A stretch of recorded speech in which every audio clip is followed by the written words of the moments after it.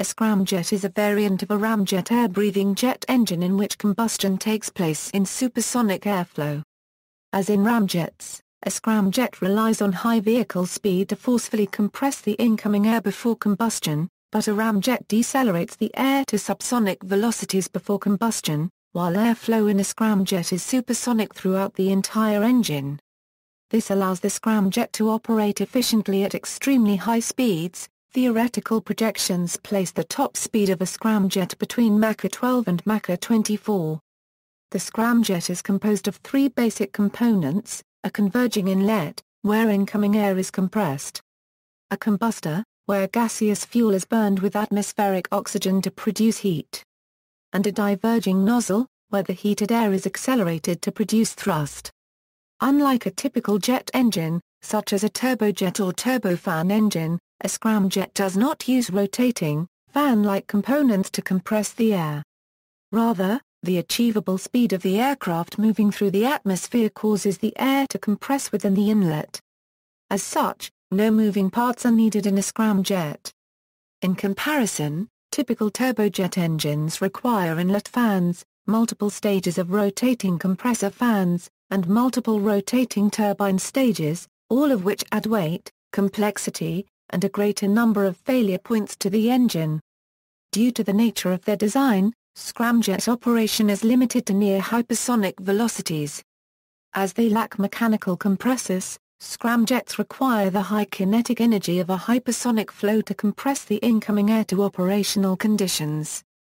Thus, a scramjet-powered vehicle must be accelerated to the required velocity by some other means of propulsion, such as turbojet, railgun, or rocket engines.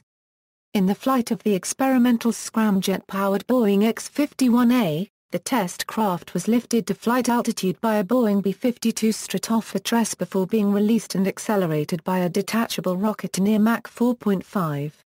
In May 2013, another flight achieved an increased speed of Mach 5.1. While scramjets are conceptually simple, actual implementation is limited by extreme technical challenges. Hypersonic flight within the atmosphere generates immense drag, and temperatures found on the aircraft and within the engine can be much greater than that of the surrounding air. Maintaining combustion in the supersonic flow presents additional challenges, as the fuel must be injected, mixed, ignited, and burned within milliseconds. While scramjet technology has been under development since the 1950s, only very recently have scramjets successfully achieved powered flight.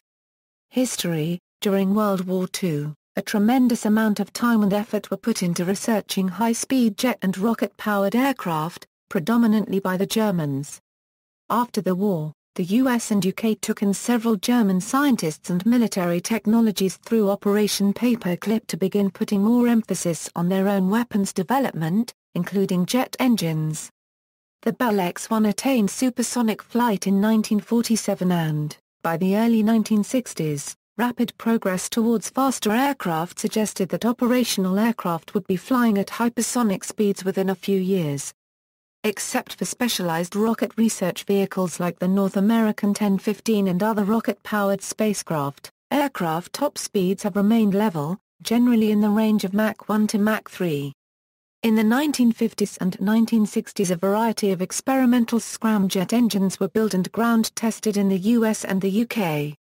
In 1964, Dr. Frederick S. Billig and Dr. Gordon L. Duggar submitted a patent application for a supersonic combustion ramjet based on Billig Euro-1 registered trademark SPHD.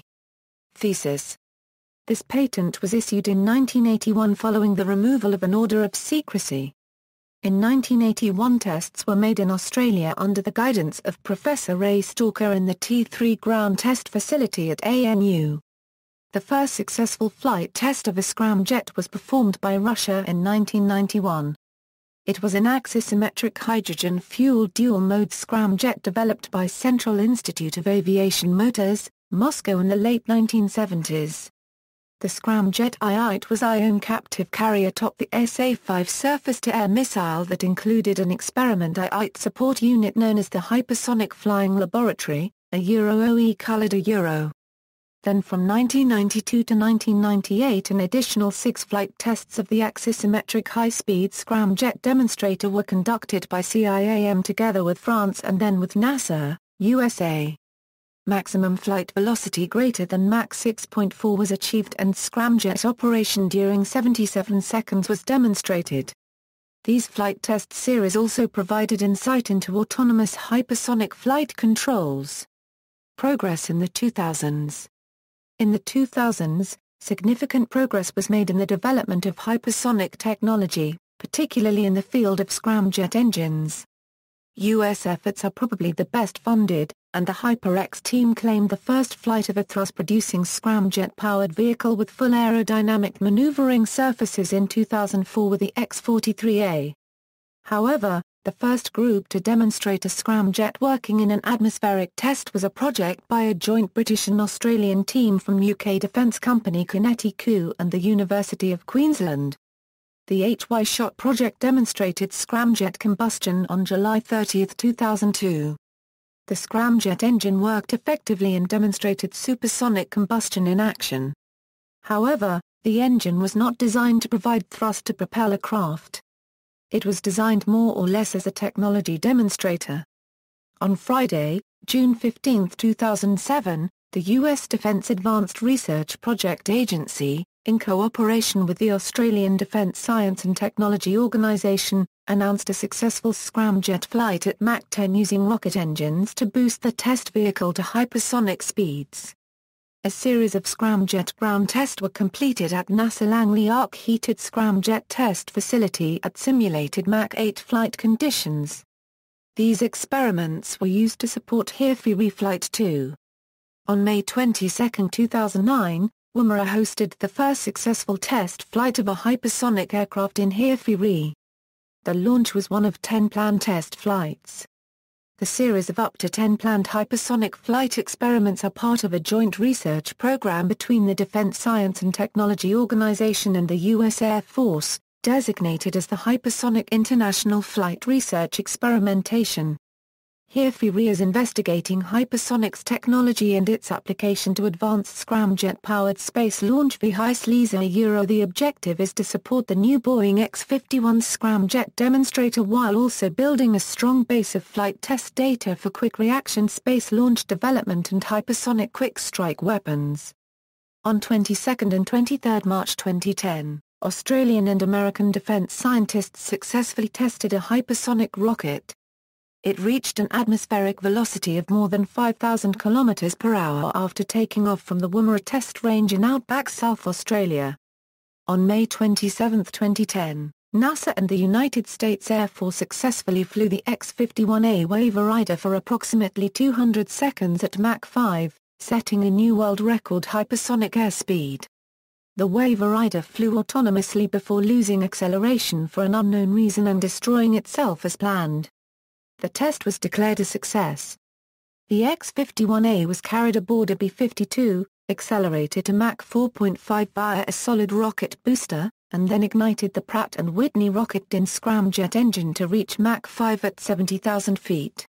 However, a second flight June 13, 2011 was ended prematurely when the engine lit briefly on ethylene but failed to transition to its primary JP-7 fuel, failing to reach full power.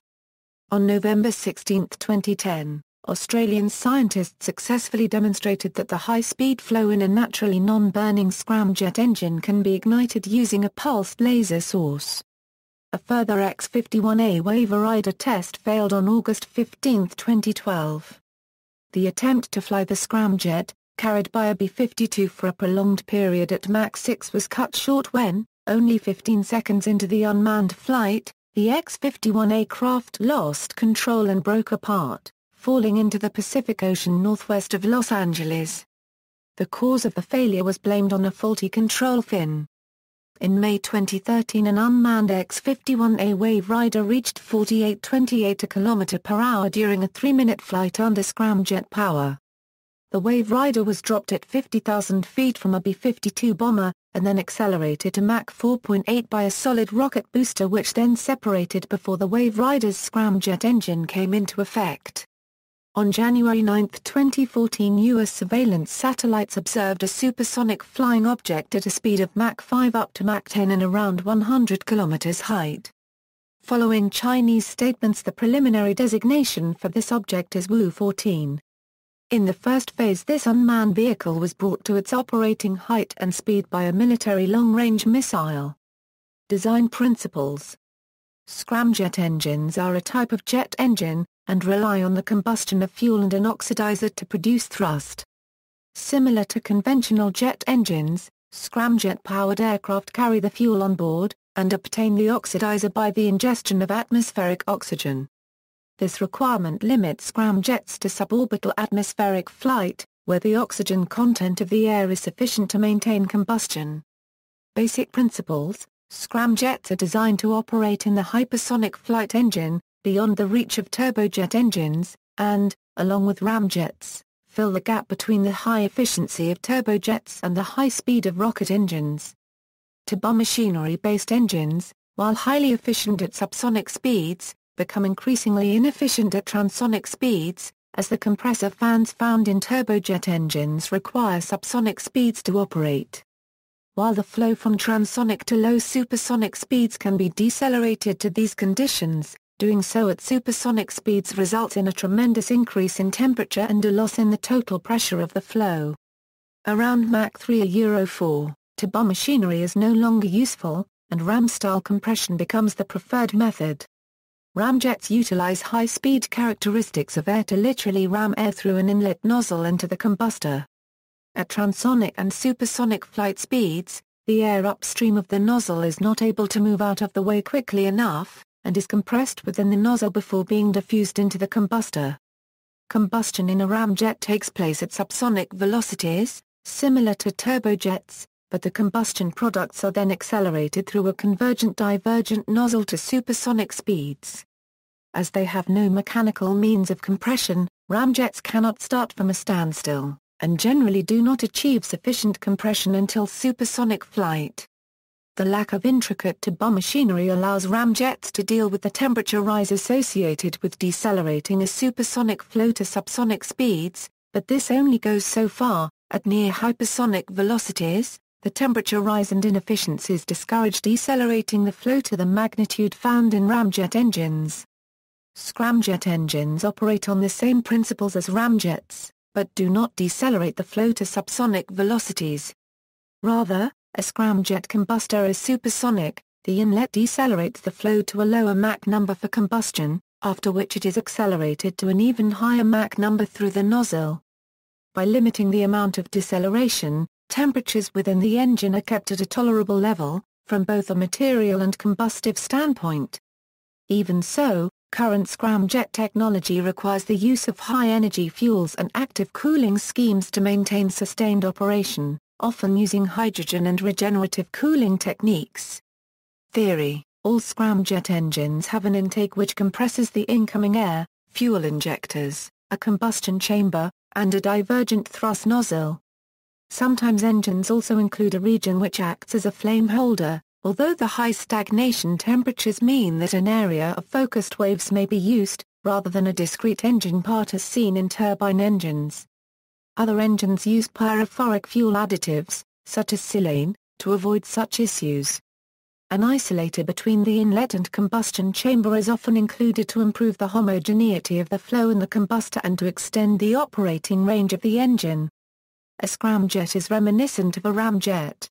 In a typical ramjet, the supersonic inflow of the engine is decelerated at the inlet to subsonic speeds and then re-accelerated through a nozzle to supersonic speeds to produce thrust. This deceleration, which is produced by a normal shock, creates a total pressure loss which limits the upper operating point of a ramjet engine. For a scramjet, the kinetic energy of the freer stream air entering the scramjet engine is largely comparable to the energy released by the reaction of the oxygen content of the air with the fuel. Thus the heat released from combustion at Mach 25 is around 10% of the total enthalpy of the working fluid. Depending on the fuel, the kinetic energy of the air and the potential combustion heat release will be equal at around Mach 8. Thus the design of a scramjet engine is as much about minimizing drag as maximizing thrust. This high speed makes the control of the flow within the combustion chamber more difficult. Since the flow is supersonic, no downstream influence propagates within the freer stream of the combustion chamber. Thus throttling of the entrance to the thrust nozzle is not a usable control technique. In effect, a block of gas entering the combustion chamber must mix with fuel and have sufficient time for initiation and reaction, all the while traveling supersonically through the combustion chamber, before the burned gas is expanded through the thrust nozzle. This places stringent requirements on the pressure and temperature of the flow, and requires that the fuel injection and mixing be extremely efficient. Usable dynamic pressures lie in the range 20 to 200 kilopascals, where Q is the dynamic pressure of the gas, I is the density of the gas, V is the velocity of the gas. To keep the combustion rate of the fuel constant, the pressure and temperature in the engine must also be constant.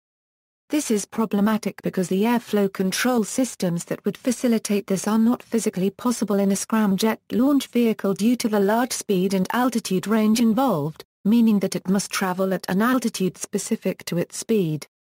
Because air density reduces at higher altitudes, a scramjet must climb at a specific rate as it accelerates to maintain a constant air pressure at the intake.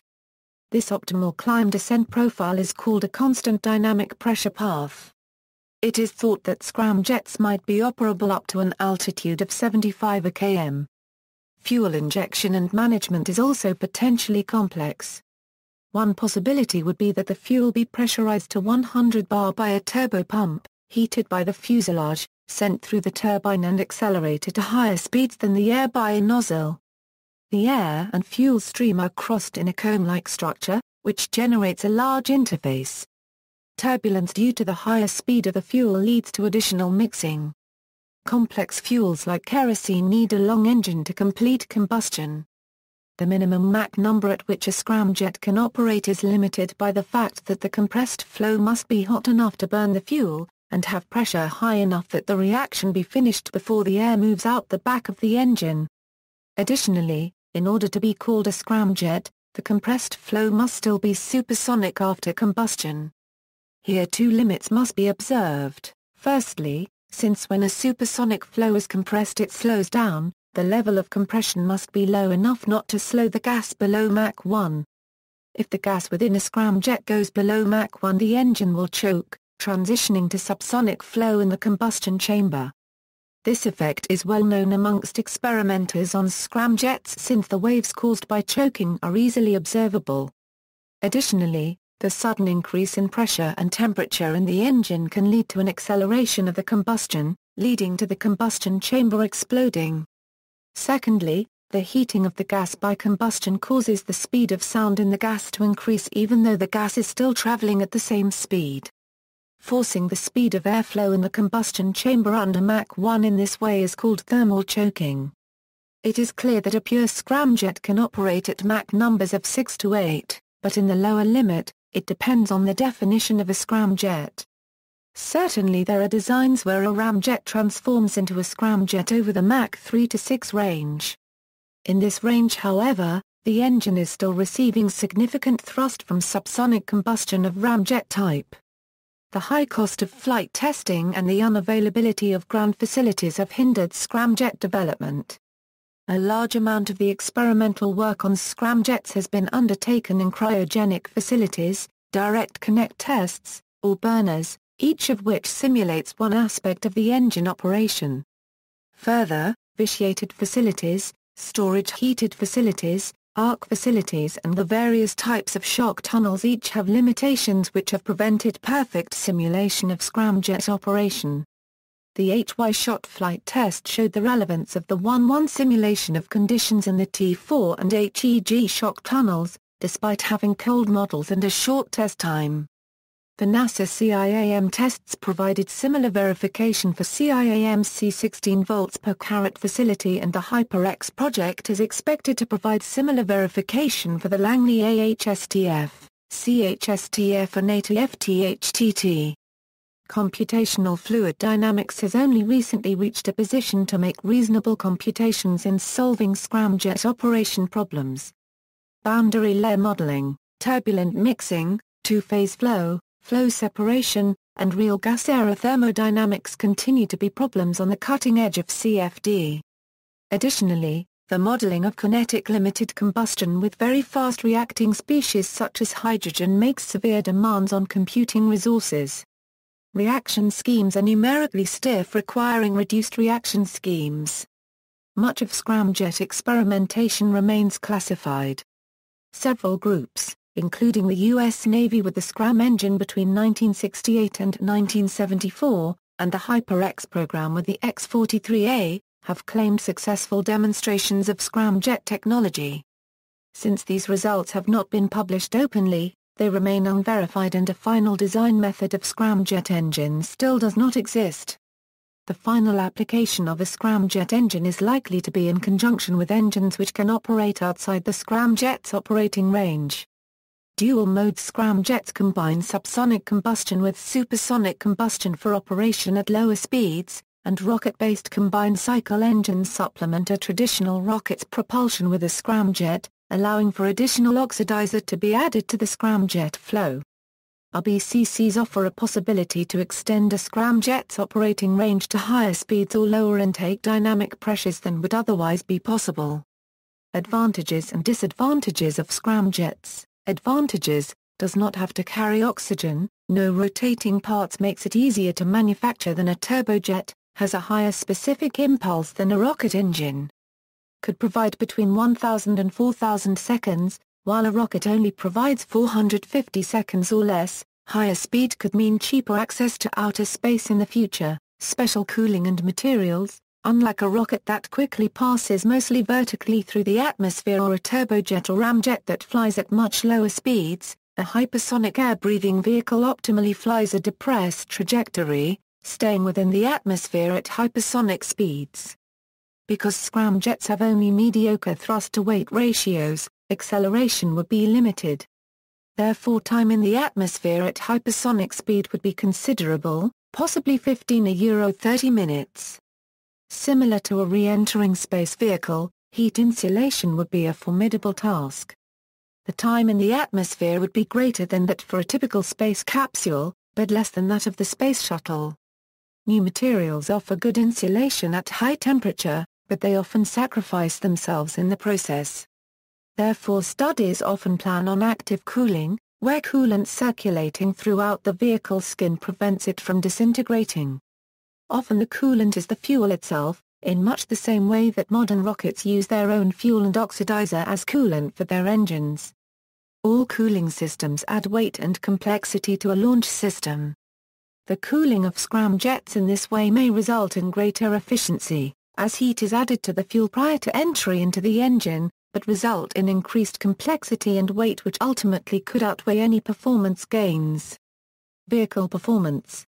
The performance of a launch system is complex and depends greatly on its weight. Normally craft are designed to maximize range, orbital radius or payload mass fraction for a given engine and fuel. This results in trade-offs between the efficiency of the engine and the complexity of the engine, which can be expressed by the following. Area is the empty mass fraction, and represents the weight of the superstructure, tankage and engine. Is the fuel mass fraction, and represents the weight of fuel, oxidizer and any other materials which are consumed during the launch. Is initial mass ratio, and is the inverse of the payload mass fraction. This represents how much payload the vehicle can deliver to a destination. A scramjet increases the mass of the engine over a rocket, and decreases the mass of the fuel. It can be difficult to decide whether this will result in an increased.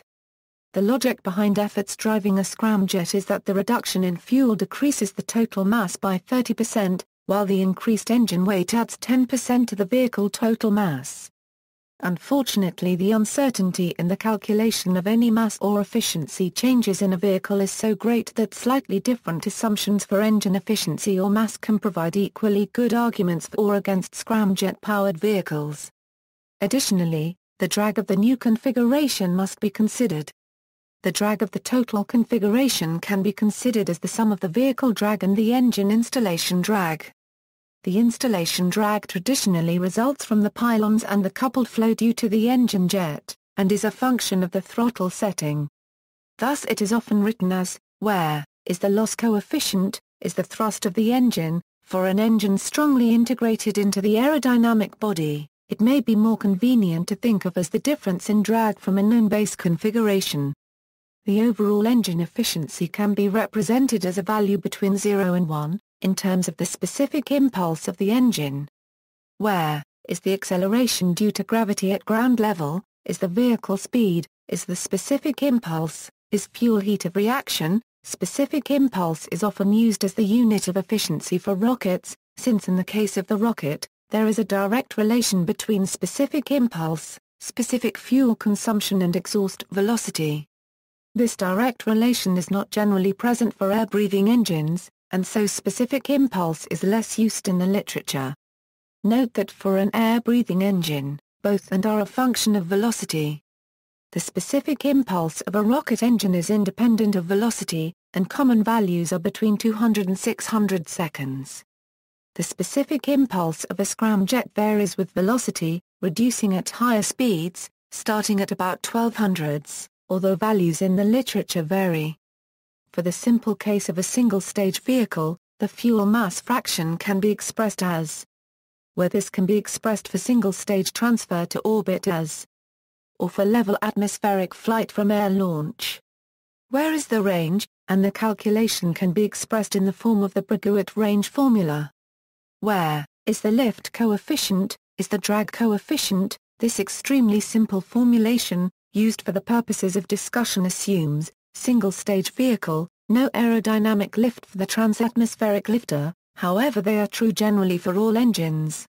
Initial propulsion requirements. A scramjet cannot produce efficient thrust unless boosted to high speed, around Mach 5, although depending on the design it could act as a ramjet at low speeds. A horizontal takeoff aircraft would need conventional turbofan or rocket engines to take off, sufficiently large to move a heavy craft. Also needed would be fuel for those engines, plus all engine-associated mounting structure and control systems.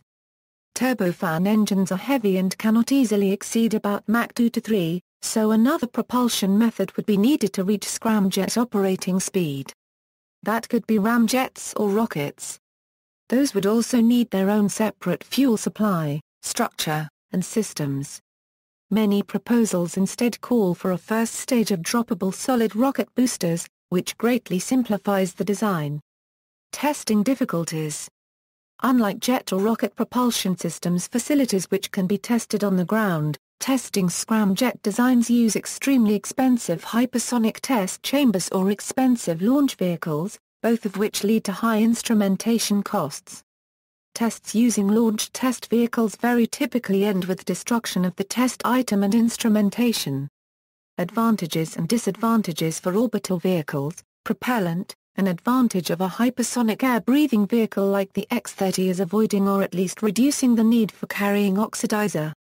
For example, the Space Shuttle external tank held 616,432 kg of liquid oxygen and 103,000 kg of liquid hydrogen while having an empty weight of 30,000 kg. The orbiter gross weight is 109,000 kg with a maximum payload of about 25,000 kg, and to get the assembly off the launch pad the shuttle uses two very powerful solid rocket boosters with a weight of 590,000 kg each. If the oxygen could be eliminated, the vehicle could be lighter at liftoff and maybe carry more payload. That would be an advantage, but the central motivation in pursuing hypersonic air-breathing vehicles would be to reduce cost. On the other hand, scramjets spend more time in the atmosphere and require more hydrogen fuel to deal with aerodynamic drag. Whereas liquid oxygen is quite a dense fluid, liquid hydrogen has much lower density and takes up much more volume. This means that the vehicle using this fuel becomes much bigger and gives even more drag. Thrust-to-weight ratio. One issue is that scramjet engines are predicted to have exceptionally poor thrust-to-weight ratio of around 2, when installed in a launch vehicle. A rocket has the advantage that its engines have very high thrust-weight ratios, while the tank to hold the liquid oxygen approaches a tankage ratio of 101 also. Thus a rocket can achieve a very high mass fraction, which improves performance. By way of contrast, the projected thrust-weight ratio of scramjet engines of about 2 mean a very much larger percentage of the takeoff mass's engine. In addition, the vehicle's lower thrust does not necessarily avoid the need for the expensive, bulky, and failure-prone high-performance turbopumps found in conventional liquid-fueled rocket engines, since most scramjet designs seem to be incapable of orbital speeds in air-breathing mode, and hence extra rocket engines are needed. Need for additional propulsion to reach orbit. Scramjets might be able to accelerate from approximately Mach 5 to 7 to around somewhere between half of orbital velocity and orbital velocity. Generally, another propulsion system is expected to be needed for the final acceleration into orbit. Since the delta-v is moderate and the payload fraction of scramjets high, lower performance rockets such as solids, hypergolics, or simple liquid-fueled boosters might be acceptable. Re-entry. The scramjet's heat-resistant underside potentially doubles as its re-entry system if a single-stage-to-orbit vehicle using non-ablative, non-active cooling is visualized. If an ablative shielding is used on the engine, it will probably not be usable after ascent to orbit. If active cooling is used with the fuel as coolant, the loss of all fuel during the burn to orbit will also mean the loss of all cooling for the thermal protection system. Costs. Reducing the amount of fuel and oxidizer does not necessarily improve costs, as rocket propellants are comparatively very cheap. Indeed, the unit cost of the vehicle can be expected to end up far higher, since aerospace hardware cost is about 2 orders of magnitude higher than liquid oxygen, fuel and tankage, and scramjet hardware seems to be much heavier than rockets for any given payload. Still, if scramjets enable reusable vehicles, this could theoretically be a cost benefit. Whether equipment subject to the extreme conditions of a scramjet can be reused sufficiently many times is unclear. All flown scramjet tests only survive for short periods and have never been designed to survive a flight to date. The eventual cost of such a vehicle is the subject of intense debate, since even the best estimates disagree whether a scramjet vehicle would be advantageous. It is likely that a scramjet vehicle would need to lift more load than a rocket of equal takeoff weight in order to be equally as cost-efficient. Issues. Space launch vehicles may or may not benefit from having a scramjet stage. A scramjet stage of a launch vehicle theoretically provides a specific impulse of 1000 to 4000 s, whereas a rocket provides less than 450 s while in the atmosphere, potentially permitting much cheaper access to space. A scramjet-specific impulse decreases rapidly with speed, however, and the vehicle would suffer from a relatively low lift-to-drag ratio. The installed thrust-to-weight ratio of scramjets compares very unfavorably with the 50 to 100 of a typical rocket engine. This is compensated for in scramjets partly because the weight of the vehicle would be carried by aerodynamic lift rather than pure rocket power, but scramjets would take much longer to get to orbit due to lower thrust, which greatly offsets the advantage.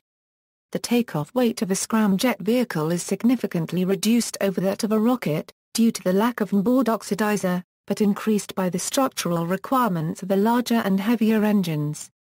Whether this vehicle would be reusable or not is still a subject of debate and research.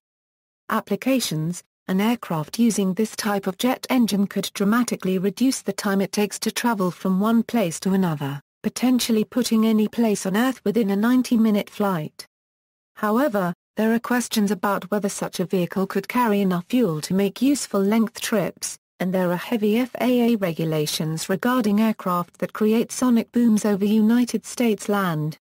Scramjet vehicle has been proposed for a single-stage-to-tether vehicle, where a Mach 12 spinning orbital tether would pick up a payload from a vehicle at around 100 km and carry it to orbit.